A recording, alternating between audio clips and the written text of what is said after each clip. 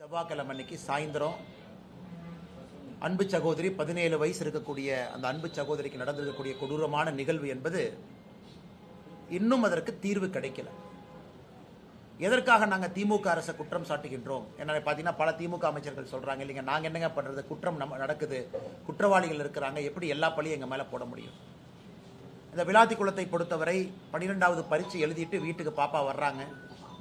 சாயந்தரம் 6 மணிக்கு வீட்டிற்கு வெளியே அந்த வயக்காலுக்கு தோட்டத்துக்கு போறாங்க.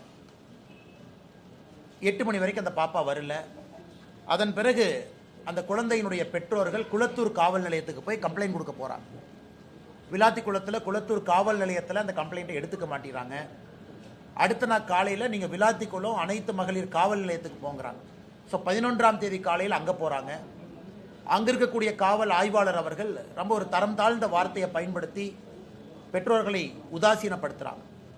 அதன் பிறகு மத்தியானம் 1:30 மணிக்கு 11ஆம் தேதி அந்த குழந்தையினுடைய சடலம் அங்கே கிடைக்குது. இது எந்த அளவுக்கு பெரிய ஒரு பாதிப்பு நம்ம எல்லோருக்கும் மனதில் ஏற்படுத்தி இருக்குன்னா, நம்மை பாதுகாக்கக்கூடிய அரசு, ஒரு காவல்துறை ஒரு கம்ப்ளைண்ட் போகும் பொழுது எடுத்திருந்தா, அப்பவே போலீஸ்காரங்க வெளியே வந்து செக் பண்ணியிருந்தா ஒருவேளை இது தடுக்கப்பட்டிருக்குமோ? அதனால 10ஆம் தேதி சாயங்காலம் காணாம போன அந்த மாணவி 11ஆம் தேதி மத்தியானத்திற்கு மேல ஏற்கனவே தேடி இடத்துல சடலம் கிடக்குதுன்னா யாரோ வந்து போட்டுட்டு போயிருக்கிறாங்க அப்படின்னு தான் மேற்கட்டமா நமக்கு தெரியுது. அதனால இது காவல்துறையினுடைய தோல்வி என்று சொல்வதை விட, காவல்துறையை நிர்வகிக்கக்கூடிய நம்முடைய முதலமைச்சர் ஐயா ஸ்டாலின் அவர்களுடைய முழு தோல்வி. என்ன கமாண்ட் அண்ட் கண்ட்ரோல்ல வச்சிருக்கிறாங்க? இன்னைக்கு வந்து ஹோம் செக்ரட்டரி அவங்க பத்திரிகையாளர் சந்திப்பில் ஒருத்தரை சஸ்பெண்ட் பண்ணிட்டு அதனால பிரச்சனை முடிஞ்சிருச்சு அப்படிங்கிற மாதிரி போறாங்க. இன்னும் குற்றவாளியை கைது செய்யப்படவில்லை. இதை நாங்கள் வன்மையாக கண்டிப்பதை தாண்டி தமிழக மக்கள் புரிந்து கொள்ள வேண்டும். அந்த சகோதரி பேரை நம்ம பயன்படுத்தக்கூடாது, 17 வயது இருக்கிற காரணத்தினால. அவங்க 10ஆம் வகுப்பில் 500க்கு 495 மதிப்பெண், அப்படின்னா 99%, 99%. இதை விட ஒரு ஏழை குடும்பத்தில் ஒரு குழந்தை என்ன பண்ண முடியும் நீங்க யோசிச்சு பாருங்க. 99% மதிப்பெண்கள் பெற்று அந்த தலைமுறையை உயர்த்தக்கூடிய ஒரு வாய்ப்பு இருந்தும் கூட அந்த குழந்தைக்கு இது போல் நடந்திருக்கிறது. அதனால முதலமைச்சர் அவர்கள் வெட்கி தலை குனியணும். இன்னைக்கு கனிமொழி போயிருக்கிறாங்க, சகோதரி கனிமொழி அவர்கள் அங்க இருக்கக்கூடிய மக்கள் தங்களுடைய கோபத்தை காட்டியிருக்கிறாங்க. அதனால முதலமைச்சர் அவர்கள் இப்பவாவது ஆட்சி முடியும் தருவாயில்லாது ஒத்துக்கணும், காவல்துறையை சீரமைக்கணும், காவல்துறைக்கு வந்து இன்னும் அதிக அதிகாரத்தை கொடுக்கணும், ஆட்சியாளர்களாக தோற்றிருக்கின்றார்கள் என்பதை ஒற்றுக்கொள்ளணும். இரண்டாவது, இன்னைக்கு அமைச்சர் திராவிட முன்னேற்ற கழகத்தினுடைய அமைச்சர் அண்ணன் ஏவாவேல் அவருடைய பிறந்தநாள் வாழ்த்துக்கள், நல்லா இருக்கட்டும் ஆண்டவனுடைய அருள்ல. ஆனா ஒரு மூத்த அமைச்சர் பண்ற டிராமாவை பாருங்க. நேத்து முகநூல் பக்கத்தில் போறாரு, இன்னைக்கு நான் பிறந்த நாளே கொண்டாட மாட்டேன், ஏன்னா அடிமை கூட்டணியை நான் வந்து எதிர்க்கிறேன். நம்ம கூட்டணி எதுக்கு? அவரு பிறந்த நாளுக்கும் நம்ம கூட்டணிக்கு என்ன சம்பந்தம்? அடுத்து இன்னொன்னு சொல்றாரு, அடுப்பெரிக்கிறதுக்கு வந்து கேஸே இல்லை, அதனால பிறந்த நாளை கொண்டாடல. இன்னைக்கு ஒரு பக்கம் மாநிலத்தினுடைய முதலமைச்சர் திரு ஸ்டாலின் அவர்கள் எங்கேயும் எந்த பிரச்சனையும் இல்லைன்னு ஒரு பொலிட்டிக்கல் டிராமா போடுறாரு. ஆனா அவரே எல்லாத்தையும் தூண்டி விடுறாரு, நீங்க போய் ஆர்ப்பாட்டம் பண்ணுங்க, காங்கிரஸ் கட்சிக்காரங்க சிலிண்டர் தலைமையில வச்சுட்டு நடந்து போங்க, நம்முடைய கட்சியினுடைய மூத்த அமைச்சர்கள் இந்த மாதிரி பேசுங்க. இந்தியா முழுவதும் நீங்க யோசிச்சு பாருங்க, எங்கேயாவது பொதுமக்கள் கேன் எடுத்துட்டு போய் பெட்ரோல் பிடிச்சாங்களா? எங்கேயுமே கிடையாது, தமிழ்நாட்டில் மட்டும்தான். ஏன்? இங்க இருக்கக்கூடிய அரசியல்வாதிகள் பீதியை கிளப்பி மக்கள் மனசுல பீதியை வச்சுட்டாங்க. ஸோ மக்களுக்கு ஒரு பயம், என்னடா எல்லாருமே இதே மாதிரி சொல்றாங்களே, காங்கிரஸ்காரங்க சொல்றாங்க, திமுக காரங்க சொல்றாங்க, அப்ப பெட்ரோல் வராதோ அப்படின்னு ஒருத்தரும் கேன் எடுத்துட்டு போய் வீட்டில் பாத்திரத்தெல்லாம் எடுத்துட்டு போய் பெட்ரோல் பிடிக்க வேண்டிய அவல நிலைமைக்கு தமிழ்நாட்டு மக்களை தள்ளி இருக்கிறாங்க. இது ஒரு வேடிக்கையான விஷயம். இந்தியாவில் எங்கேயுமே கிடையாது. பீகார்ல யாரும் போல, உத்தரப்பிரதேசத்தில் யாரும் போல, தமிழ்நாட்டில் மட்டும் இந்த கையாலாகாத திராவிட முன்னேற்ற கழகத்தினுடைய ஆட்சி பொய்யை பரப்பி பீதியை பரப்பி மக்களை வீதிக்கு வந்து ஒரு பெட்ரோல் பம்ப்லையும் நிற்க வச்சிருக்காங்க. இன்னைக்கு நம்ம புரிந்து கொள்ள வேண்டும், இந்தியாவை பொறுத்தவரை நம்முடைய பிரதமர் நேற்று காலைல தெளிவாக பேசினாங்க, எந்த பிரச்சனையும் இல்லாமல் நாம் இருக்கோம், எந்த பிரச்சனையும் இல்லாமல். அதை நம்ம உறுதியாக சொல்ல முடியும். இந்த gas control order, natural gas control order 9ஆம் தேதி மார்ச் மத்திய அரசு கொண்டு வந்த பிறகு எல்பிஜியினுடைய உள்நாட்டு உற்பத்தி மட்டுமே 28 விழுக்காடு கம்பேரபிள் பேசிஸ்ல உயர்ந்திருக்கு. ஸ்ட்ரெயிட் ஆஃப் ஹோர்முஸ், அந்த ஹோர்முஸ் பகுதியிலிருந்து வரக்கூடிய கப்பல் 2 கப்பல் ரொம்ப சேஃபா, நேற்று நைட்ல இருந்து இன்னைக்கு காலையிலக்குள்ள 2 இந்திய கப்பல் சேஃபா கிராஸ் பண்ணி வந்திருக்கு. நமக்கு சேஃப் பேசேஜ் கொடுத்துருக்காங்க. அந்த ஒரு கப்பல் கொண்டு வரக்கூடிய கேஸ் என்பது ஒரு நாளைக்கான ரிஃபைனிங் கெப்பாசிட்டி, பிரச்சனை கிடையாது. இன்னைக்கு அவங்க சைனா, ரஷ்யா, இந்தியா இந்த 3 நாடுகளுக்கு தான் கெரியர் கொடுக்குறாங்க. நம்முடைய வெளியுறவுத்துறை கொள்கையினுடைய ஒரு வெற்றி இதை பறைசாற்றுது. அதை பத்தி யாரும் பேச மாட்டாங்க. அதையெல்லாம் தாண்டி இன்னைக்கு உலகம் முழுவதுமே பெட்ரோல் விலை ஏற்றிருக்கிறாங்க. பக்கத்தில் இருக்கக்கூடிய பாகிஸ்தான், பங்களாதேஷ் எடுத்துக்கிட்டீங்கன்னா பெட்ரோல் விலை 20% உயர்ந்திருக்கு. 2 வாரம் பள்ளிக்கூடத்திற்கு விடுமுறை கொடுத்திருக்கிறாங்க. 50% அரசு கார்களை ரோட்ல இருந்து எடுத்திருக்கிறாங்க. பெட்ரோல் ரேஷனிங் பண்றாங்க. இந்தியாவில் எந்த பிரச்சனையும் இல்லை. மிக அற்புதமா வரக்கூடிய சப்ளையை நம்ம மேனேஜ் பண்றோம். இந்த நேச்சுரல் கேஸ் ஆர்டரை போட்டு யாருக்கு என்ன கொடுக்கணும், 100% எல்பிஜி கேஸ் 100% அப்படியே கொடுத்துடணும். அதன் பிறகு ஃபர்டிலைசருக்கு போறது 30% குறைச்சிருக்கிறாங்க. 70% ஃபர்டிலைசருக்கு போற கேஸ் போகும். அதன் பிறகு இண்டஸ்ட்ரி 80% போகும், 20% குறைச்சிருக்கிறாங்க. அதன் பிறகு சிட்டி கேஸ் டிஸ்ட்ரிபியூஷன் 20% குறைச்சிருக்கிறாங்க, 80%. அடுத்து இந்த ஆர்டர் ரிவ்யூ பண்ணுவாங்க. எங்கேயும் பிரச்சனை இல்லாம போகும் பொழுது எதற்காக பீதியை கிளப்பி பொதுமக்களை நீங்க ரோட்டுக்கு போக வைக்கிறீங்க? அதனால தமிழக மக்களுக்கு எங்களுடைய அன்பான வேண்டுகோள், தயவு செய்து நீங்க யாரும் கஷ்டப்பட்டு வீதிக்கு வராதீங்க, ரோட்டுக்கு போகாதீங்க. நீங்க பெட்ரோலை பிடிச்சி ஒரு வீட்டில் வைக்கிறீங்கன்னா உங்களுக்கு அது ரிஸ்க்.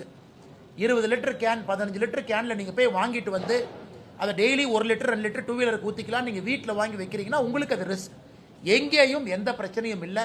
இன்னைக்கு ஸ்ட்ரைட் ஆஃப் ஹோர்மஸ் போர் ஆரம்பிப்பதற்கு முன்பு 55% சப்ளை அங்கிருந்து வந்துச்சு. இன்னைக்கு இந்தியாவுக்கு 70% சப்ளை ஸ்ட்ரைட் ஆஃப் ஹோர்மஸ்க்கு வெளியிருந்து வருது. முதல்ல ஸ்ட்ரைட் ஆஃப் ஹோர்மஸ் இல்லாம 55% வந்துச்சு, 45% அங்க வந்துச்சு, 55% வேற ஜோன்ல. இன்னைக்கு 70%, 15% ஹோர்மஸ்ல இருந்து வெளியே எடுத்துட்டோம் நாம. அந்த சப்ளை செயின் டைவர்சிஃபிகேஷன் பண்ணியிருக்கிறாங்க. பெட்ரோலியத்துறை அமைச்சர் அவர்கள் பாராளுமன்றத்தில் அதை பத்தி பேசுறாங்க.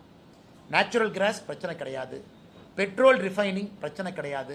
இன்னைக்கு இதெல்லாம் நடக்கும் பொழுது ரிலையன்ஸ் இண்டஸ்ட்ரீஸ் அமெரிக்கால $300 பில்லியன் இன்வெஸ்ட் பண்ணி அங்க ஒரு ரிஃபைனரி போடுறா, ட்ரம்ப் ட்வீட் பண்றாரு. சொன்னால் ரிஃபைனிங் கெப்பாசிட்டி நம்மகிட்ட இருக்கு, வரக்கூடிய பெட்ரோலியம் பொருள் உள்ள வருது, கேஸ் எந்த பிரச்சனையும் இல்லாத பொழுது திராவிட முன்னேற்ற கழகத்தினுடைய அமைச்சர்கள், காங்கிரஸ் கட்சிக்காரங்க இந்த பீதியை கிளப்பி தயவு செஞ்சு பொதுமக்களை பெட்ரோல் டீசல் வாங்க வச்சு வீட்டில் எக்கு தப்பா ஏதாச்சும் ஆயிரப்போது அதற்கும் பொறுப்பு திராவிட முன்னேற்ற கழகத்தினுடைய அரசு. மூன்றாவது மிக முக்கியமானது என்னை பொறுத்தவரை, இன்னைக்கு பாராளுமன்றத்தில் நம்ம பார்க்கிறோம் சம்பந்தமே இல்லாத ஒரு பிரச்சனையை திரு ராகுல் காந்தி அவங்க எடுக்கிறாங்க. அதுல தமிழகத்தினுடைய எம்பி திரு வசந்த் அவங்க இருக்கிறாங்க, கன்னியாகுமரி எம்பி இருக்கிறாங்கன்னா, அவரு கடையில இண்டக்ஷன் ஸ்டவ் விற்கிறக்காக அவரு ட்வீட் போட்டுட்டு இருக்காரு, பெட்ரோல் குறைஞ்சிருச்சு, எல்பிஜி குறைஞ்சிருச்சு, கேஸ் குறைஞ்சிருச்சு. அவருடைய வசந்தன் போல இண்டக்ஷன் ஸ்டவ் விற்கிறீங்களா? நீங்க வித்துக்குங்க, மார்க்கெட்டிங் பண்ணி வித்துக்குங்க. நீங்க இண்டக்ஷன் ஸ்டவ் விற்கிறக்காக இவரு மார்க்கெட்டிங் பார்லிமெண்ட்ல உட்கார்ந்து ஒரு காங்கிரஸ் எம்பியும் ஐயோ பெட்ரோல் குறைஞ்சிருச்சு இண்டக்ஷன் ஸ்டவ் வாங்க. அதுல ராகுல் காந்தி அவர்கள் பாராளுமன்றத்தினுடைய அந்த நுழைவாயில், மக்கரத்வார் அந்த நுழைவாயில் உட்கார்ந்து நேற்று அவர்கள் நடந்து கொண்ட விதம் ஒரு பாராளுமன்றத்தினுடைய மக்கள் எதிர்பார்க்கின்ற ஒரு நல்ல அரசியலுக்கு எதிரானது. அந்த வழியை மறிச்சு உள்ள யாரு எம்பியை போகாம டீ பிஸ்கட் சாப்பிட்டு காலேஜ் பசங்கள்லாம் இந்த காலேஜ் வாசல்ல காலேஜுக்கு வெளியே இந்த ரோட்ல உட்கார்ந்து இருக்கிற மாதிரி தான் காங்கிரசினுடைய எம்பிக்கள் உட்கார்ந்து பாராளுமன்றத்தினுடைய மாண்பை குறைத்திருக்கின்றார்கள். அதையும் கூட இந்த நேரத்தில் பாரதிய ஜனதா கட்சி எங்களுடைய கடுமையான கண்டனங்களை பதிவு செய்கிறோம். சம்பந்தம் இல்லாம இன்னைக்கு இவ்வளவு காங்கிரஸ்காரங்க சிலிண்டர் தூக்கிட்டு சுத்துறாங்க.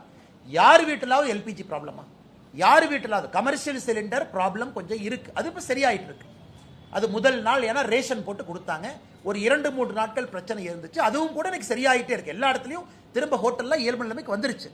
அப்படி இருக்கும் பொழுது சிலிண்டர் தலையில வச்சுக்கிட்டு காங்கிரஸ் கட்சிக்காரங்க தமிழ்நாட்டில் எதற்காக இந்த கூத்தாட அரங்கேற்றணும்? அதனால இந்த 3 விஷயங்களையும் நம்முடைய பத்திரிகை நண்பர்களுக்கு சொல்லணும். விளாத்திக்குளத்தை பொறுத்தவரை முதலமைச்சர் நேரில் போகணும், அதுதான் மிக குறைந்த ஒரு எதிர்பார்ப்பு. முதலமைச்சர் விளாத்திக்குளத்துக்கு நேரில் போகணும், அந்த குழந்தையினுடைய பெற்றோரை பார்க்கணும். அந்த பிஞ்சு குழந்தை அற்புதமாக படிக்கக்கூடிய குழந்தை, இன்னைக்கு நாம காவு கொடுத்துருக்கோம். இதை முதலமைச்சர் அவர்கள் பேசணும். அடுத்து உள்துறை செயலாளர் அவர் கொடுக்கக்கூடிய அறிக்கையே தவறா இருக்கு. பிரஸ் மீட் வைக்கிறாங்க, பத்திரிகை நண்பர்கள் யாரை நம்புவீங்க? பத்திரிகை நண்பர்களை பொறுத்தவரை கவர்மெண்ட் நம்புவீங்க, கவர்மெண்ட் பொய் சொல்லாதுன்னு நீங்க நினைப்பீங்க. ஆனா உள்துறை செயலாளர் நடத்தக்கூடிய பிரஸ் மீட்ல அவரு டிஜிபி, போலீஸ் கமிஷனர் இவங்களா உட்கார்ந்து இருக்கக்கூடிய பிரஸ் மீட்ல இவங்களே பொய் சொல்றாங்க. நீங்க யோசிச்சு பாருங்க, 2021க்கான டேட்டாவை அவங்க கொடுக்கறாங்க. 2021 இந்தியாவில் எந்த அளவுக்கு பெண்களுக்கு எதிரான குற்றங்கள் நடந்திருக்குன்னு டேட்டாவை கொடுக்கறாங்க. இதுல உண்மையை சொல்ல வேண்டும் என்றால் 2021 டேட்டாங்க என்சிஆர்பியில் பப்ளிஷ் ஆயிருக்கு. மத்திய அரசு ஒரு ஆண்டும் கூட மாநில அரசுகிட்ட இருந்து டேட்டா வாங்குறாங்க. மத்திய அரசு மாநில அரசு வாங்குறாங்க, அந்த டேட்டாவை கம்பைல் பண்ணி என்சிஆர்பியில் போடுறாங்க. 2021 மாநில அரசு கொடுத்த தரவுகளை வைத்து மத்திய அரசு பப்ளிஷ் பண்ண என்சிஆர்பியில் தமிழகத்தில் 1686 கொலைகள் பதிவாயிருக்கு. ஆனா உள்துறை செயலாளர் நடத்தக்கூடிய பத்திரிகையாளர் சந்திப்பில் 2021 தமிழகத்தில் 1597 கொலைகள்னு சொன்னா பிரஸ் மீட்டர் அவங்க சொல்ற நம்பரே கிட்டத்தட்ட 89 கொலைகளை குறைச்சு சொல்றாங்க. 2023 தரவுகள் மத்திய அரசுக்கு அவங்க கொடுக்கல, 2024 தரவுகள் மத்திய அரசு கொடுக்கல, 2025 தரவுகள் மத்திய அரசுக்கு அவங்க கொடுக்கல. அதனால தான் என்சிஆர்பி பப்ளிஷ் பண்ணல. அதனால இவங்களா உட்கார்ந்துகிட்டு பப்ளிஷ் ஆகாத ஒரு தரவு நாம ஃபேக்ட் செக் பண்ண முடியாது. மத்திய அரசு கொடுத்திருந்தா பத்திரிகை நண்பர்கள் நீங்க டவுன்லோட் பண்ணி கிராஸ் செக் பண்ணுவீங்க. எதுவுமே செக் பண்ண முடியாம இவங்களா சேர்ந்து அடிச்சுடுறாங்க. 5 வருஷமும் சேர்ந்து 8008, 5 வருஷமும் சேர்ந்து போக்சோ வழக்கு 39,900 இப்படின்னு அவங்க சொல்றதுல எங்களுக்கு நம்பிக்கை கிடையாது. அதனால் திராவிட முன்னேற்ற கழக அரசு அதிகாரிகளையும் தவறா பயன்படுத்துறாங்க. அதிகாரிகள் மீது பிரஷரை கொடுத்து நீங்கெல்லாம் பிரஸ் மீட் வச்சு சமாளிங்க. இது முதலமைச்சர் அவர்கள் பத்திரிகையாளர் சந்திப்பு நடத்தி நீங்க சொல்லுங்க. உள்துறை அமைச்சர், உள்துறை செயலாளரா முதலமைச்சர் அவர்களா? ஒரு பக்கம் பொய்ய சொல்றீங்க, ஒரு பக்கம் இருக்கக்கூடிய தரவுகளை திருச்சி சொல்றீங்க, இன்னொரு பக்கம் விளாத்திக்குளம் போன்ற பகுதியில் அந்த சென்சிட்டிவ் நேச்சர் ஆஃப் கிரைமுக்கு முக்கியத்துவம் கொடுக்காம இருக்கிறீங்க.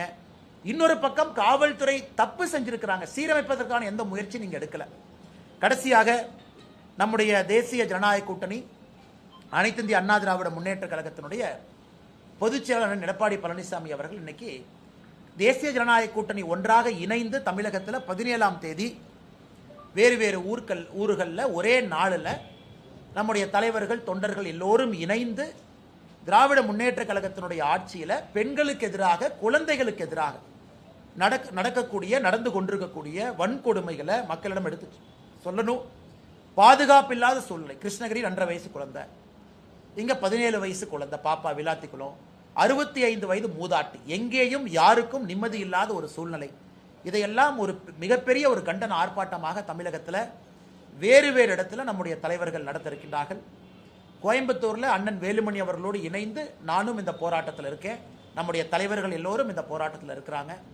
அதே போல சென்னையில் அண்ணன் எடப்பாடி பழனிசாமி அவர்கள் இருக்கிறாங்க. அதே போல மதுரையில் அண்ணன் நயினார் நாகேந்திரன் அவர்கள், திருப்பூர்ல வானதி சீனிவாசன் அக்கா அந்த போராட்டத்தில் கலந்துக்கிறாங்க, திருநெல்வேலியில தமிழிசை சவுந்தரராஜன் அக்கா கலந்துக்கிறாங்க.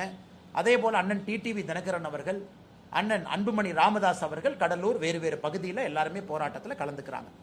இது நிச்சயமாக தமிழகத்தில் பெண்களுக்கு எதிரான இந்த குற்றங்கள் தொடர்ந்து அதிகமாகி கொண்டிருப்பதை ஒரு கூட்டணியாக இணைந்து ஒரு மாபெரும் ஒரு போராட்டத்தை நாம் முன்னெடுக்கின்றோம். அதற்கு பொதுமக்களுடைய ஆதரவையும் கூட இந்த நேரத்தில் பத்திரிகை நண்பர்கள் மூலமாக நாங்கள் கோருகின்றோம். கோயம்புத்தூர்ல 17ஆம் தேதி நடக்கக்கூடிய இந்த போராட்டத்திற்கு நம்முடைய தாய்மார்கள், சகோதரிகள் பெரும் திரளாக நீங்கள் பங்கேற்க வேண்டும் என்கின்ற வேண்டுகோளையும் உங்களுக்கு இந்த நேரத்தில் வைக்கிறோம். இதை தாண்டி உங்களுக்கு இருக்கிற கேள்வியில பதில் சொல்லுங்க.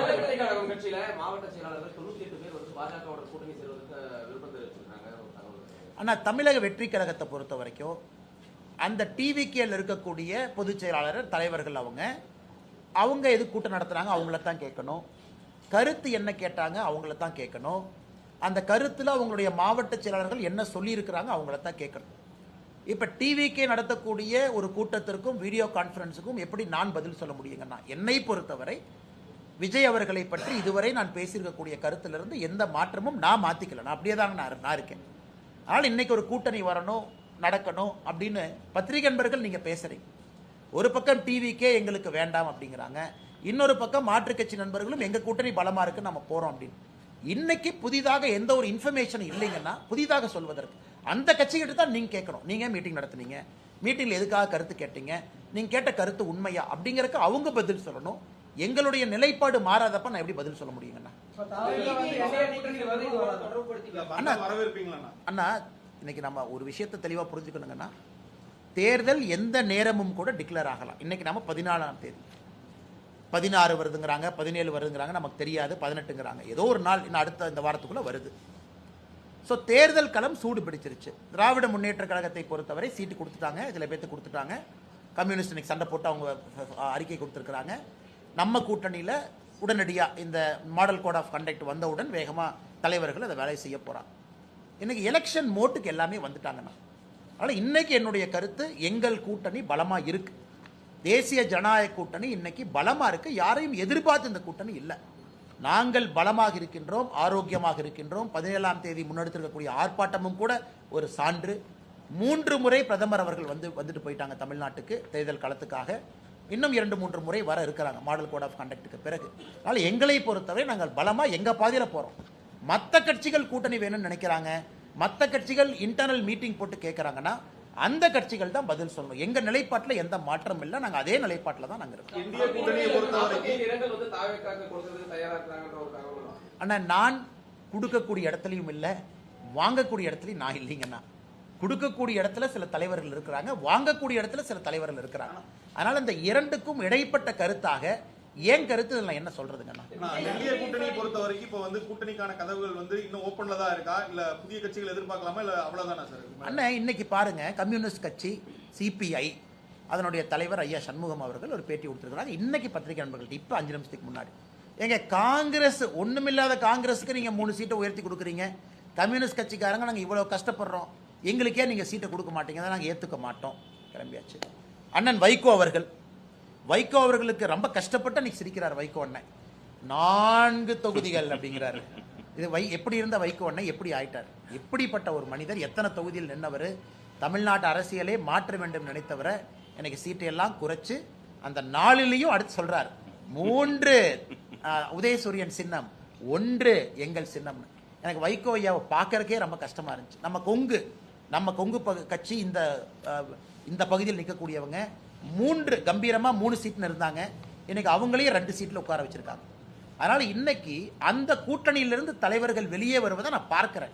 ஏன்னா திருமாவளவன் அண்ணன் இன்னைக்கு என்னை பொறுத்தவரை திருமாவளவன் அண்ணன் கண்டிப்பா இவங்க கொடுக்குற ஒரு 6 சீட்டுக்கோ 7 சீட்டுக்கோ அவர் ஏத்துக்கு போறது கிடையவே கிடையாது. அதனால் திருமாவளவன் அண்ணன் கண்டிப்பா அசமாதானத்தில் இருக்காங்க, கம்யூனிஸ்ட் அசமாதானத்தில் இருக்கிறாங்க. அவங்கள என்ன பண்ணுவாங்கன்னு தெரியாதுங்கண்ணா. வெளியே வந்து வேற கூட்டணிக்கு போறாங்களா தனியா நிற்கிறாங்களான்னு தெரியாது. ஸோ திராவிட முன்னேற்ற கழகத்தை பொறுத்த வரைக்கும் அறிவாலயத்துக்கு வெளியே இன்னைக்கு இந்தியா போஸ்ட் மேனே பயத்தில் இருக்கான். ஆனால் போனோம்னா நமக்கு ஒரு சீட் கொடுத்துருவாங்களாட்டுக்கு அந்த பக்கமே நான் போக மாட்டேன். ஸோ யார் வந்தாலும் கூட பிடிச்சி 1 சீட்டு 2 சீட்டுன்னு கொடுத்து அவர்களோடு இத்தனை காலமா பயணம் பண்ணவங்களுக்கு 2 சீட்டு 3 சீட்டுன்னு குறைக்கும் பொழுது எந்த விதத்தில் நியாயம்னு தலைவர்கள் கேட்கறாங்க. அதனால கூட்டணியில் மாற்றம் வருமானு கேட்டீங்க, வருவதற்கான வாய்ப்பு இருக்கு. ஏன்னா திமுகவுடைய கூட்டணி நம்ம பார்த்துக்கிட்டு இருக்கோம், உள்ள இருக்கக்கூடிய சலசலப்பை பார்க்கிறோம். தேர்தல் எப்பொழுதுமே நெருங்கும் பொழுது ஒரு ஃபைனல் ட்விஸ்ட் எப்பவுமே தமிழக அரசியல் இருக்கும். தமிழக அரசியல்ல எல்லா முறையும் தேர்தல் ஜஸ்ட் டிக்ளேர் ஆகிறதுக்கு முன்னாடி ஒரு ஃபைனல் ட்விஸ்ட் இருக்கும். இந்த டைம் என்ன ட்விஸ்ட்னு பொறுத்திருந்து பார்க்கலாம். என்னங்கண்ணா நீ குறிப்பிட்ட மாதிரி கூட்டணி வலுவா இருக்குங்கிறீங்க, அதே சமயம் திமுக கூட்டணி தொகுதி பங்கீடுகள் ஆரம்பிச்சு போயிட்டு இருக்கு. ஆனா இந்த கூட்டணியில இன்னும் தொகுதி பங்கீடு ஆரம்பிக்காம இருக்கிற காரணம் ஏதாவது ஒரு பெரிய கட்சியை வரவேற்காக காத்திருக்கக்கூடிய ஒரு சூழலா? அதே நீங்க குறிப்பிட்ட இன்னைக்கு ஆளுங்கட்சிக்கு அவசரம் இருக்குங்கண்ணா. காரணம் அவங்க மேல ஆன்டி இன்குபென்சி இருக்கு, மக்களுடைய கோபம் அவங்க மேல இருக்கு, உடனே பண்ணணும். ஆனா எதிர்கட்சியை பொறுத்தவரை அந்த அவசரம் கிடையாது. 2021 அன்னைக்கு அதிமுக ஆளுங்கட்சியாக இருந்த பொழுது கூட தேர்தல் அறிவிப்பு வந்த பிறகுதான் பாரதிய ஜனதா கட்சிக்கு தொகுதி பங்கீடு எங்க நிக்கணும் அப்படின்லாம் வந்துச்சுங்கண்ணா.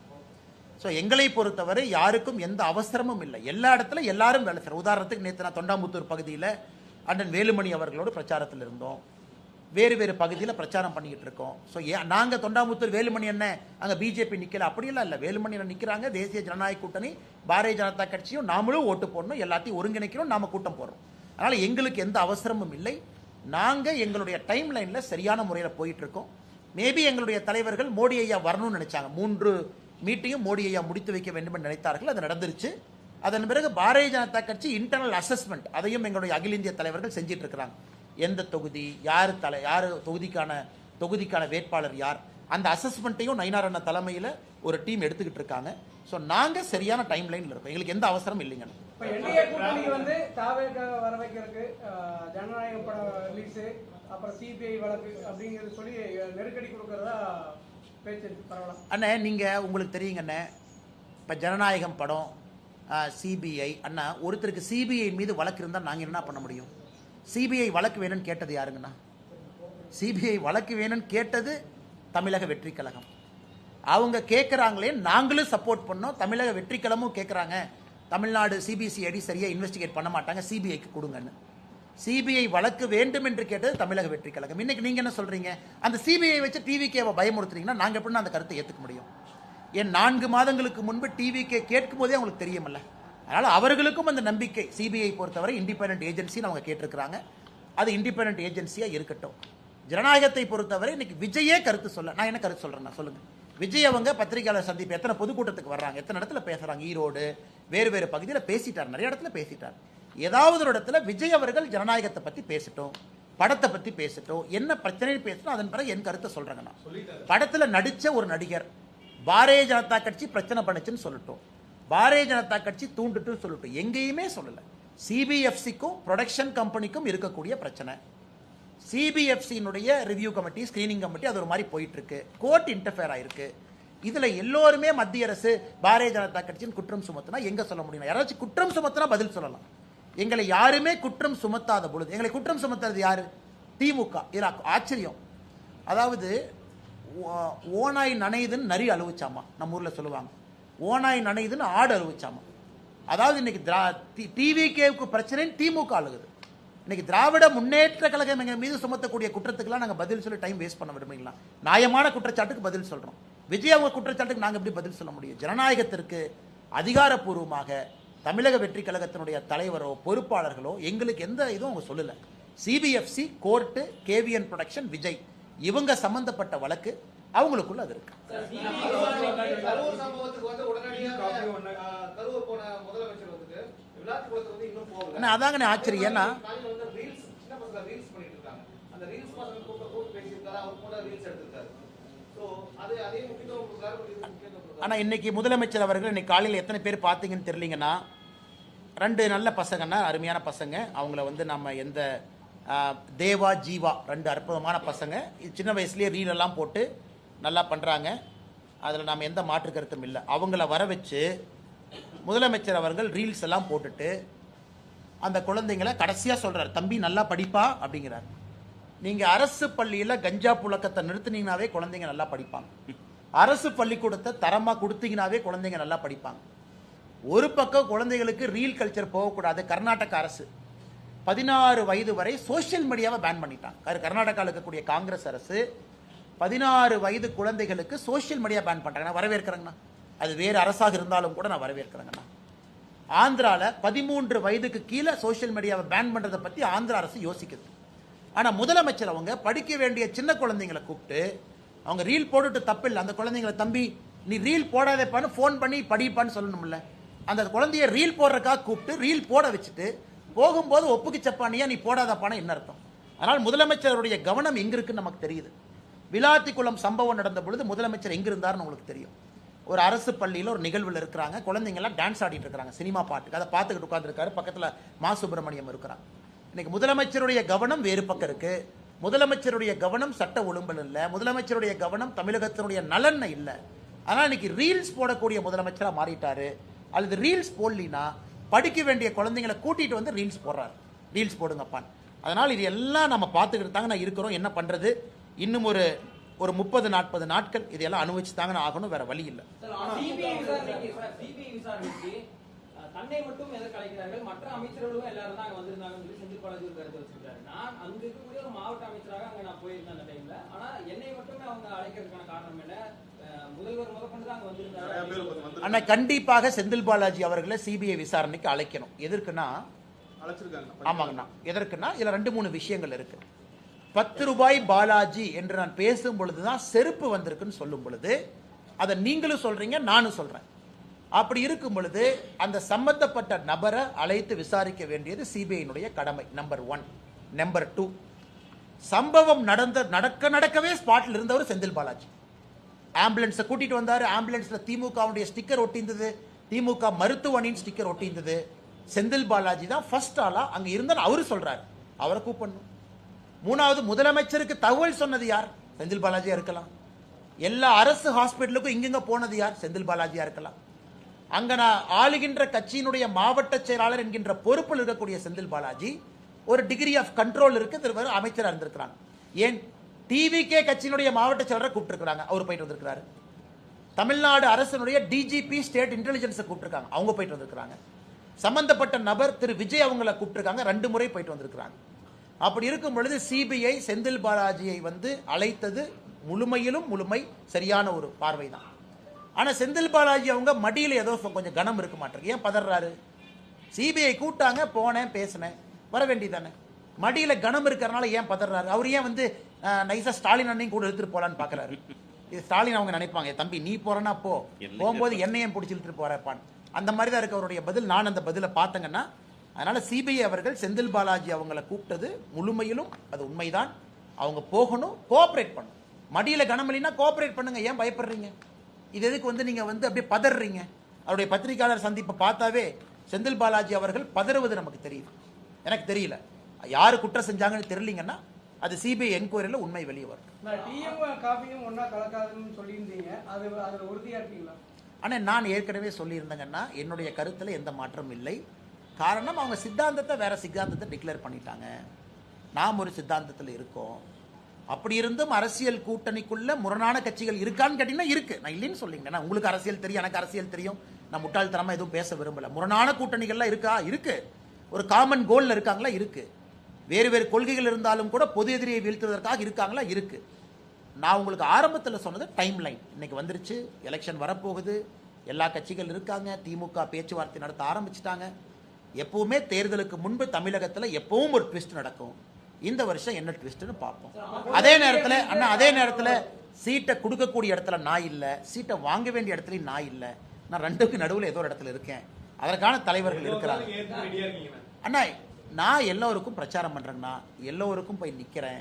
தமிழகத்தில் திராவிட முன்னேற்ற கழகத்தினுடைய ஆட்சி தூக்கி எறியப்பட வேண்டும் என்பதில் தெளிவாக இருக்கும். ஏன் இந்த சகோதரி பேர் சொல்ல முடியல, எனக்கு பேர் சொல்ல வேண்டும் என்கின்ற ஆசை. காரணம், இறந்த பிறகுனாவது அவருக்கு ஒரு மரியாதை கொடுக்கணும். 17 வயசு இருக்கனால போக்சோ அப்படி நம்ம சொல்ல முடியாது. 495 மதிப்பெண் வாங்கினா 500க்கு அந்த குழந்தைய பாருங்க கொடூரமாக கொண்டிருக்காங்கன்னா இந்த ஆட்சி இருக்கணுமாங்கிற கேள்வி. நான் எல்லா கேஸுக்கும் நான் திமுகவை சொல்லல. அண்ணா யூனிவர்சிட்டி இதே இடத்துல சாட்டை எடுத்து அடிக்கிட்டேன். காரணம் திமுக லிங்க். நீ சிசிடிவி போடல. உதயநிதி ஸ்டாலின் சிண்டிகேட் மெம்பராக இருந்த ஒரு கல்லூரி வாட்ச்மேன் திமுக கொடி போட்டு அக்யூஸ் உள்ள போறான். இவ்வளவு நடக்குதுன்னு நம்ம பேசுறோம். இது எல்லாம் அரசனுடைய குறைபாடுகள். எல்லா கேஸுக்கும் நாங்கள் திமுகவை சொல்லிங்கன்னா திராவிட முன்னேற்ற கழகம் ஆட்சிக்கு வந்த பிறகுதான் அரசு இயக்கங்கள் செயலிலிருந்து குற்றங்கள் அதிகமாக இருக்கு. அதுதான் நாங்கள் சொல்றது. கோயம்புத்தூர் ஏர்போர்ட் பக்கத்தில் பெட்ரோல் வண்டி போட்டிருக்கணுமே, ஏன் போடல? இவ்வளவு விளம்பரம் பண்றீங்களே, இவ்வளவு பண்றீங்களே, ஒரு 10 பெட்ரோல் வண்டி வாங்கி கொடுத்திருந்தா பெட்ரோல் வண்டி அங்கே போகும். அந்த இடத்துல குற்றம் நடக்கும் நமக்கு தெரியும். அந்த முள்புதர் ஏர்போர்ட் காம்பவுண்ட் வாலை ஒட்டி இதெல்லாம் தான் அரசுடைய குறையாக நாங்கள் தொடர்ந்து சொல்லிக் கொண்டிருக்கின்றோம். அதிமுகவோட கட்சி வந்து இப்ப பலகீனமா தான் இருக்குது. இந்த சூழல்ல எப்படி சார் அவங்க மக்களுடைய செல்வாக்காக ஓட்டு சதவீதங்கள் ரொம்பவுமே பின்னைக்கு தான் இருக்குது. திமுகவோட 5000 ரூபாய் பணம் அவருடைய எல்லா விதமான விஷயங்களும் மக்கள் வந்து வேறமா இருக்கு. நாடாளுமன்ற தேர்தல்ல நீங்க பிரிச்சு நிறுத்தும் போது கூட வந்து பாஜக பல இடங்கள்ல முன்னாடி வந்து அதிக வாக்கு வாங்கி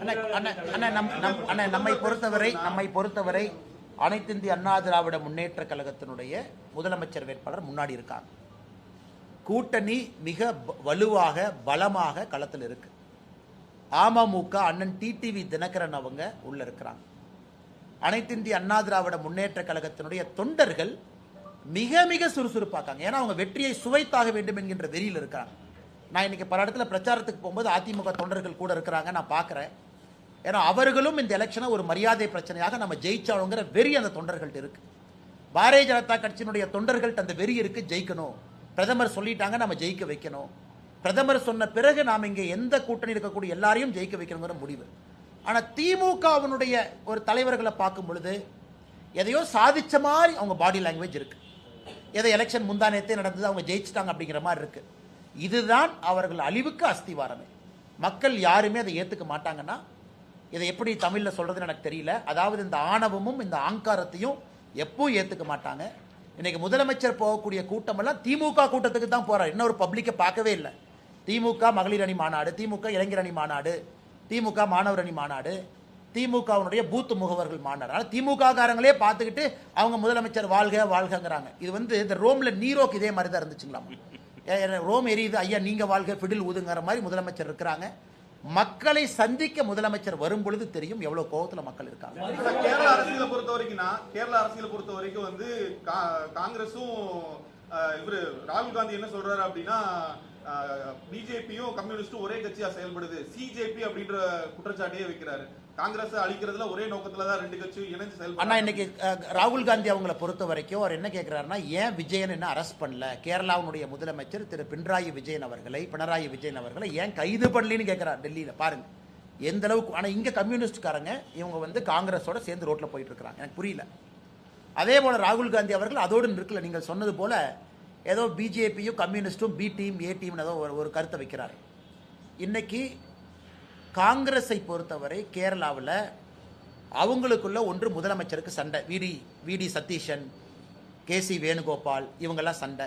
மணிசங்கர் ஐயர் நேராக போய் சொல்றாரு, காங்கிரஸே வேஸ்ட்டு, விஜயன் தான் ஜெயிப்பாரு, பினராயி விஜயன் தான் ஜெயிப்பாருன்னு சர்டிஃபிகேஷன் வேற கொடுக்குறாரு. அவரை காங்கிரஸ் கட்சியிலேருந்து நீக்கினா அவர் என்ன சொல்றாரு, நீக்கிப்பாரு, நான் வந்து ராஜீவ் காங்கிரஸ், நான் ராகுல் காங்கிரஸ் இல்லைங்கிறார். அதனால் இது எல்லாம் மறைப்பதற்காக அபாண்டமான குற்றச்சாட்டு நம்ம மீது வைக்கின்றார்கள். அங்கே பாரதிய ஜனதா கட்சி இந்த முறை it will make a big மார்க்குங்கனால் எந்த மாற்று கருத்தும் இல்லை. கம்யூனிஸ்ட் இன்னைக்கு ஆட்சியில் இருக்கிறாங்க, காங்கிரஸ் எதிர்க்கட்சியாக இருக்கு. ஆனால் இதுல யாருக்கு கெயின் யாருக்கு லாஸ் என்று சொல்வதை விட பாரதிய ஜனதா கட்சி தான் 2026 கேரளால ஒரு பெரிய சக்தியாக வரும் என்பதில் எங்களுக்கு நம்பிக்கை இருக்கு. கடந்த கால வந்து அரசியலில் வந்து பாத்தீங்கன்னா நீங்க வந்து அதிமுக கடுமையான விமர்சனம் செஞ்சிருக்கீங்க. இப்ப அதேயோட கூட்டணி சேர்ந்து வந்து நீங்க பிரச்சாரம் பண்ண போறீங்க. அதை எப்படி? நான் ஒரு பாரதிய ஜனதா கட்சியினுடைய உண்மையான தொண்டங்கண்ணா.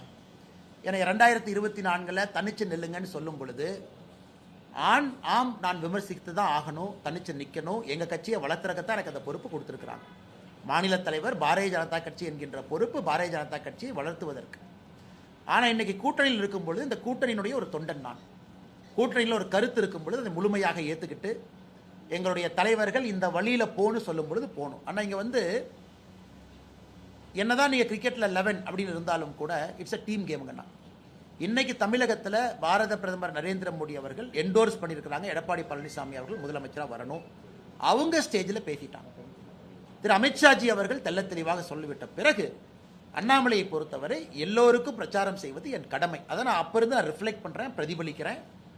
அது உங்களுக்கு என்ன நீங்கள் கேட்டீங்கன்னா அண்ணா நீங்கள் மாற்றிட்டீங்களா அப்படின்னு சொல்கிறத விட இந்த பாரதிய ஜனதா கட்சியினுடைய ஒரு தலைவன் தொண்டனாகவும் இருக்க முடியும்னு நான் காட்டுறேன். தலைவராக இருக்கும் பொழுது கட்சியினுடைய வளர்ச்சிக்கு நான் தலைவராக இருந்தேன்.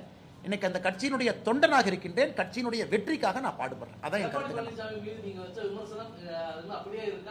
ஆனால் அரசியலை பொறுத்தவரை உங்களுக்கு தெரியுங்கன்னா எடப்பாடி அண்ணனும் என்னை பற்றி சில விமர்சனங்கள் வச்சிருக்கிறாங்க, எல்லா தலைவரும் என்னை பற்றி வச்சிருக்கிறாங்க. அது காலத்தினுடைய கட்டாயம், அந்த நேரத்துக்கு அவங்க வைக்கிறாங்க. அதனால் நீங்கள் ஒன்னொன்னையும் பின்னாடி திரும்பி பார்த்து அப்படி சொன்னீங்க இப்படி சொன்னீங்க இப்படி சொன்னீங்கன்னா எந்த அரசியலை யாரும் இங்கே பண்ண முடியாதுங்கண்ணா. இன்னைக்கு தமிழகத்திற்கு 2026க்கான தேவை எடப்பாடி பழனிசாமி அவர்கள். காரணம், எங்களுடைய கூட்டணியினுடைய முதலமைச்சர் வேட்பாளர் எல்லாரும் நிற்கிறோம், அவரை ஜெயிக்க வைக்கிறதுக்காக இருக்கும். 234 தொகுதியில் தேசிய ஜனநாயக கூட்டணியினுடைய வேட்பாளர் ஜெயிக்க வைக்கிறதுக்காக இருக்கிறோம். அதனால் ஒருத்தர் சொன்னது, உதாரணத்துக்கு முதலமைச்சர் ஐயா ஸ்டாலின் அவர்கள் இந்த முறை நான் எனக்கு பாயிண்ட் பண்ணாங்க, அண்ணே நீங்கள் வந்து ஸ்டாலின் ஐயாவுக்கு பர்த்டேக்கு விஷ் போட்டீங்க, ஸ்டாலின் ஐயா உங்களுக்கு ரிப்ளை பண்ணியிருக்காங்க. ஆனால் எனக்கு ரிப்ளை பண்ணுறாங்க, ரிப்ளை பண்ணிங்கிறது ரெண்டாவது. முதலமைச்சராக நான் ஸ்டாலின் அவர்களை விட்டு கொடுத்தது கிடையாது எங்கேயும். அந்த மரியாதை, அந்த தரம், அவருக்கு கொடுக்கக்கூடிய அந்த செல்வாக்கு, முதலமைச்சர் என்கின்ற பதவி எப்பொழுதுமே எங்கேயும் நான் விட்டு கொடுத்தல. ஆனால் எங்களுடைய அரசியல் தவறு செய்யும் பொழுது ஆரோக்கியமான அரசியலை வைக்கிறோம். அதை முதலமைச்சர் என்னுடைய பிறந்தநாள் வாழ்த்துக்கு திரும்ப பிரதிபலிக்கிறாங்கன்னா அதை நான் வரவேற்கிறேங்க. அப்படித்தான் அரசியலை பொறுத்தவரை. அதனால எல்லா இடத்திலும் சில விமர்சனங்களை வைக்கிறோம், அது ஆரோக்கியமான விமர்சனமாக வைக்கிறோம், கட்சியினுடைய வளர்ச்சிக்காக வைக்கிறோம். நாளைக்கு முதலமைச்சர் தேர்தலுக்கு பிறகு ஒரு பொது இடத்துல பார்த்தாலும் கூட திரு ஸ்டாலின் அவர்கள்ட்ட அதே மரியாதையோடு அதே அன்போடு தான் நான் போய் பேசிட்டு வருவேன், பழகிட்டு வருவேன். காரணம், தமிழ்நாட்டினுடைய முதலமைச்சராக இருந்தவர். அதனால் அதில் போய் நீங்கள் முதலமைச்சர் எடுத்து பேசிட்டீங்க, நீங்கள் மூஞ்சியை திருப்பிட்டு போவீங்களா? நான் ஒரு கட்சியினுடைய சாதாரண தொண்டன், அப்படிலாம் அரசியல் பண்ண முடியாதுங்கண்ணா. அதனால் இன்னைக்கு தேசிய ஜனநாயக கூட்டணியுடைய வெற்றி வாய்ப்புக்கு பாடுபட வேண்டிய கடமை தொண்டன் எனக்கு இருக்கு. காரணம், நிறைய பேரை நீ பார்க்குறாங்க, நிறைய பேர் நான் என்ன செய்கிறேன்னு ஒத்து கவனிக்கிறாங்க. அப்போ அவர்களுக்கும் ஒரு தொண்டனாக என்னுடைய தரத்தை காட்டுவதும் என்னுடைய கடமையாக இந்த நேரத்தில் இருக்கு.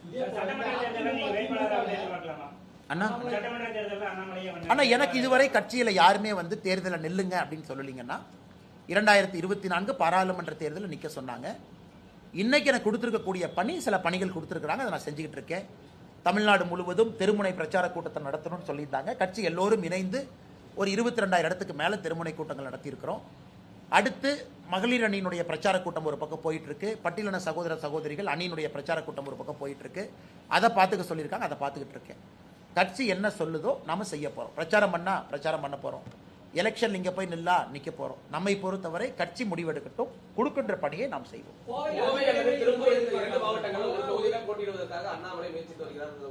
நான் யாருக்கு தான் சொல்லிட்டேன் பாருங்க, இதுவரைக்கும் வாயை திறந்து சீட்டை கொடுங்கன்னு யார்ட்டையும் கேட்டதில்லை, என் லைஃப்லேயே கேட்டதில்லை, கேட்கவும் மாட்டேன். அது என்னோட பழக்கமும் கிடையாது. 2021 டெல்லிக்கு சென்ற பிறகு கட்சி சொன்னாங்க அரவக்குறிச்சியில் போட்டியிட்டேன். 2024 வரை எங்கள் வேலையை செஞ்சுக்கிட்டே இருந்தேன். டெல்லிக்கு நாம் எல்லாத்தையும் எடுத்துகிட்டு போனோம், பேரையெல்லாம் எடுத்துகிட்டு போனோம், போட்டியிட வேண்டும் என்று கட்சி சொன்னார்கள். கோயம்புத்தூரில் 13 நாள் இருந்துச்சு, நேராக வந்து இறங்கி வேலை செஞ்சு வேலையை ஆரம்பித்தோம். கட்சி சொல்லட்டும், எதாக இருந்தாலும் நாங்கள் செய்கின்றோம். நானாக அதெல்லாம் நான் தாண்டி வந்துட்டேங்கண்ணா. நானாக போய் எனக்கு கொடுங்க, இதை கொடுங்க அப்படின்னு கேட்குற நிலைமையில் நான் இல்லை. கட்சி தேவையை விட அதிகமாக தான் நம்ம கொடுத்துருக்குறாங்க. கட்சி சொல்கிறத நம்ம செய்ய போகிறோம். நானாக இந்த கட்சிக்கிட்ட எதையும் கேட்க மாட்டேன். தேவையை விட அதிகமாக கொடுத்துருக்குறாங்க. எத்தனையோ தலைவர்கள் இருக்கும் பொழுது எதுக்கு 36 வயசில் ஒரு மாநில தலைவர்னு ஆக்கணுங்கண்ணா? நம்ம கேட்டோமா? கொடுத்துருக்குறாங்க, அந்த வேலையை செஞ்சோம். இல்லை மாநில தலைவர் பதவி இப்போ இவங்க இருக்கணும்னு சொன்னாங்க, நம்ம அப்ஜெக்ட் பண்ணோமா? இல்லை, சொல்லியிருக்கிறாங்க, நம்ம பின்பற்ற போகிறோம். அடுத்து இதை செய்யன்னு சொல்ல போகிறாங்க, நம்ம செய்ய போகிறோம். அப்படித்தான் ஒரு கட்சியில் நீங்கள் இருக்க முடியுமோ தவிரன்னா டிமாண்டு இப்படி இருக்கணும் அப்படி இருக்கணும். ஒரு தலைவனுக்கும் அது அழகல்ல, தொண்டனுக்கும் அழகல்ல. அதே நேரத்தில் கோயம்புத்தூர், திருப்பூர், கொங்கு பகுதியில் பாரதிய ஜனதா கட்சி நிறையா சட்டமன்ற உறுப்பினர் அனுப்பணும். அனைத்து இந்திய அண்ணா திராவிட முன்னேற்ற கழகம் நிறையா சட்டமன்ற உறுப்பினர் அனுப்பணும். தமிழ்நாடு முழுவதும் பாரதிய ஜனதா கட்சிக்கு சட்டமன்ற உறுப்பினர்கள் இருக்கணும். தமிழ்நாடு முழுவதும் அதிமுக நிறைய இடத்துல ஜெயிக்கணும். அதான் எங்கள் நோக்கம். எல்லோருக்கும் இதில் லாபம் இருக்கணும், எல்லோருக்கும் இதில் மகிழ்ச்சி இருக்கணும், எல்லா கட்சிகளும் சந்தோஷமா இருக்கணும். அதற்கான ஒரு முயற்சியை நோக்கி போயிட்டு இருக்கோம். இப்ப தேர்தலுக்காக திமுக ஆகட்டும் அதிமுக ஆகட்டும் பல்வேறு பகுதிகளில் அண்டா குண்டா இப்பவே கொடுக்காரு. தேர்தல் கால அந்த ஒரு அன்பளிப்பு மாதிரி இல்லாம தலைவர்களின் பிறந்த நாளை ஒட்டி கொடுக்கப்படும் நலத்திட்டங்கள் என்ற பெயர்ல கொடுக்குறாங்க. இந்த மாதிரி அரசியலை நீங்க பார்த்து வந்து இதுக்கான மாற்று அரசியல் அப்படிங்கிற விஷயங்கள் இன்னைக்கு இருக்கக்கூடிய சூழ்நிலை வாழ்க்கையில சில இடத்துலங்கன்னா சில விஷயத்தை பார்க்க முடியும், செயல்படுத்த முடியாது. ஒரு சூழ்நிலை வரும்பொழுது செயல்படுத்த முடியும். இன்னைக்கு நடக்கின்ற அரசியலை பார்த்து கொண்டிருக்கின்றோம். கட்சி சொல்கின்ற வேலை வரும் நாள் வரும், அன்னைக்கு அதை பேசுவாங்க. இன்னைக்கு நம்ம வேலையை செய்வோம். காம்ப்ரமைஸ் இல்ல, நான் தப்பு பண்ணல, நான் என் இன்டெகிரிட்டியை மெயின்டைன் பண்ணிக்கிறேன். கூட்டணி நாம எல்லாத்துக்கும் எல்லாம் அட்ரிபியூட் பண்ண முடியாதுன்னா அவங்கவுங்க வேலையை செய்யறாங்க. ஆனால் நான் நீங்க சொல்றதை வச்சு இவங்க இதை கொடுத்தாங்க அதை கொடுத்தாங்க இதுக்குள்ளே நான் போக விரும்பலீங்கன்னா அண்ணாமலை என்கின்ற மனிதனை கேளுங்க, என் அரசியலை கேளுங்க. நான் சொல்றேன், கூட்டணியை பத்தி இவ்வளவு கேட்டீங்க, விலாவரியா பேசிட்டேன். சீட்டு கேட்டீங்களான்னு கேட்டீங்க, கேட்கலீங்க. கட்சி சொன்னா நிக்கிறேன், இல்லாட்டி பிரச்சாரம் பண்றேன்னு சொல்லிட்டேன். இதை விட நான் என்ன தெளிவா சொல்லணும்? அதிகமா வந்துட்டு மாற்று கட்சிகளை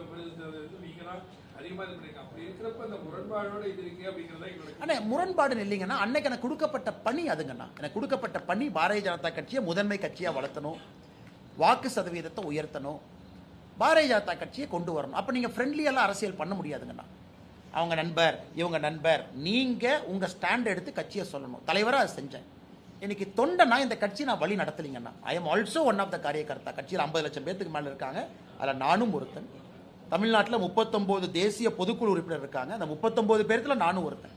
அதனால இன்னைக்கு கட்சி கொடுத்திருக்கக்கூடிய பணி நான் இன்னைக்கு நெரட்டிவ் செட் பண்ணல, இப்படித்தான் நான் சொல்லல.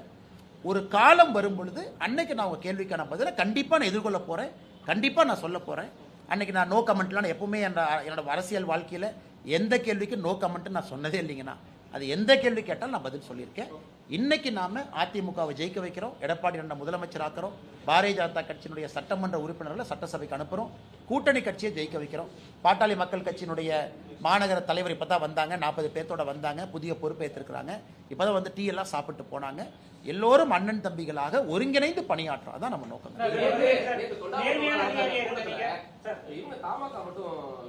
இருந்தாங்கண்ணா, தமாக இருந்தாங்க, அந்த பக்கம் ஆறுமுகன் இருந்தாங்களேண்ணா, குனியமுத்தூர்ல இருந்தாங்க. நீங்க வந்து குனியமுத்தூர்ல இருந்தாங்க. ஆனா தொட்டாமுத்தூர்ல நான் கவனிக்கலையாங்கண்ணா, ஒரே தொகுதி தான். ஆனா குனியமுத்தூர்ல இருந்தாங்க. எல்லா இடத்துலயும் எல்லாரும் இருக்காங்க. வாசனை எங்க நெஞ்சத்துல இருக்காருண்ணா. மேடம் மேடம்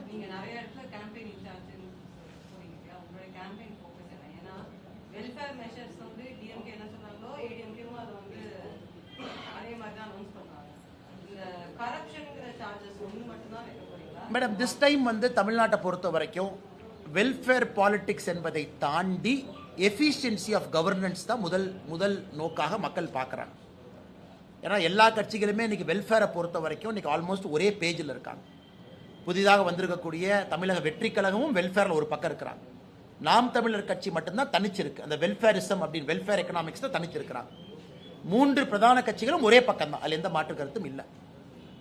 இரண்டாவதுங்க மேடம், தமிழகத்தை பொறுத்தவரை இன்னைக்கு எஃபிஷியன்சி ஆஃப் கவர்னன்ஸ், நீங்க அரச கட்டுப்பாட்டில் வச்சிருக்கிறீங்களா, சட்டம் ஒழுங்கு பாதுகாப்பா இருக்கா, அதிகாரிகள் வேலை பார்க்கறாங்களா, நீங்க வரக்கூடிய பணத்தை சரியா டிஸ்ட்ரிபியூட் பண்றீங்களா, மத்திய அரசுடைய திட்டங்களை கொண்டு வர்றீங்களா, இதுல என்டிஏவுக்கு ஒரு பெரிய எட்ஜ். ஏன்னா தமிழ்நாட்டு மக்களுக்கு இன்னும் 5 ஆண்டுகளுக்கு சண்டை போடுற ஒரு கட்சி வேண்டாம். இன்னும் 5 ஆண்டுகளுக்கு மத்திய அரசோடு உரசுகின்ற ஒரு கட்சி வேண்டாம். மத்திய அரசுடைய திட்டங்களை செயல்படுத்தக்கூடிய கட்சி, அதே நேரத்தில் சட்டம் ஒழுங்கை பாதுகாக்கக்கூடிய ஒரு கட்சி, அதே நேரத்தில் லோக்கல் கரப்ஷன், ஒரு தாசில்தார் ஆஃபீஸில், ஆர்டிஓ ஆஃபீஸில், டிஸ்ட்ரிக்ட் மினிஸ்டர் ஆஃபீஸில் ஒரு கரப்ஷன் இல்லாத ஒரு ஆட்சி வேணும்னு நினைக்கிறாங்க. இன்னைக்கு அது தேசிய ஜனநாயக கூட்டணி தான் அதை கொடுக்க முடியும். ஸோ வெல்ஃபேர் எக்கனாமிக்ஸ் ஆல்மோஸ்ட் எல்லாரும் சேம் பேஜ், அதில் அப் டவுன் எதுவும் இல்லைங்க. ஏன்னா மக்களுக்கு தெரியும் அதிமுக தேசிய ஜனநாயக கூட்டணி ஆட்சி இங்கே வந்த பிறகு இமிடியட்டாக நாம சொன்னதை கொடுக்க போகிறோம். அதில் எந்த மாற்று கருத்தும் இல்லை. ஏன்னா நம்மகிட்ட அந்த ப்ரூவன் கெப்பாசிட்டி இருக்கு. So efficiency of governance first வைக்கிறோம். அதில் இந்த விஷயங்கள் எல்லாம் நம்ம பேசிட்டு வரோம். சார், ஓகே சார், நேர்மையான ஐபிஎஸ் அதிகாரியா இருந்த நீங்க இன்னைக்கு விட திமுக அதிமுக கட்சிகள் வாக்காளர்களை விலை பேசுவதை விட எப்படி பாக்குறீங்க? நன்றி அண்ணா. சொன்னீங்க அந்த அண்ணா 45 நிமிஷம் பேசிடுறேன். ஆனா கவுண்டம்பாளையத்துல போட்டீங்கன்னா இப்பதான் இங்கிருந்து திருப்பூர்ல இருந்து ஆரம்பிச்சு கவுண்டம்பாளையம், ஏன்னா 2 தொகுதியில விட்டு வைங்க. கவுண்டம்பாளையத்துல இருக்கீங்க. தலைவர் ஒரு 2 தொகுதியில விட்டு வைங்க. எல்லா தொகுதி என் பேர்ல ரெண்டு இருக்கு. தொகுதியில வடக்கு ஒண்ணு, கவுண்டம்பாளையம் ஒண்ணு. அப்படி சரி. கவுண்டம்பாளையம் உங்களுக்கு நான் வந்து எங்கேயுமே தமிழ்நாட்டுல எங்க நின்னாலும் ஜெயிக்கக்கூடிய நபர். நீங்க எதுக்கு அதிகமா எம்எல்ஏக்கள் பாஜக இல்லையா? ஆனா இல்லைங்க அண்ணா. கூட்டணிக்குள்ள பெரிய ஒரு அண்ணா இல்லை அப்படி இல்லைங்கன்னா நிக்கிற இடத்துல ஜெயிக்க வைக்கணும். அதான் கொங்கு மண்டலத்துல இருந்து அதிக பாரதிய ஜனதா கட்சி உறுப்பினர்கள் போகணும்னா நிக்கிற இடத்துல ஜெயிக்க வைக்கணும். அது ஃபர்ஸ்ட் எங்க கோல். போன முறை வந்து அரவக்குறிச்சி, தாராபுரம் 2 தொகுதிகள் இங்க எங்களுக்கு வாய்ப்பு இல்லாம போச்சு. இந்த முறை எத்தனை தொகுதிகள் இருந்தாலும் 100% ஸ்ட்ரைக் ரேட் இருக்கணும். அதே போல அதிமுக, பாரதிய ஜனதா கட்சி, கூட்டணி கட்சிகள் நல்ல ஆரோக்கியமான ஓட் டிரான்ஸ்பர், அதனால ஸ்ட்ரைக் ரேட் பக்காவா இருக்கணும் அப்படிங்கறது நம்முடைய நோக்கம். எல்லாத்துக்கும் அதான் கப்புங்கிறது எல்லாத்துக்கும் பொதுவு தான். அதை பத்தி நான் அதுக்கு அந்த கருத்துக்குள்ளே போனேன். அதிக தொகுதிகள் ஜெயிக்க வைக்கணும்னு தான் சொன்னோம். அதிக தொகுதிகள் கேட்பாங்க, அது அதே வேலை கிடையாது.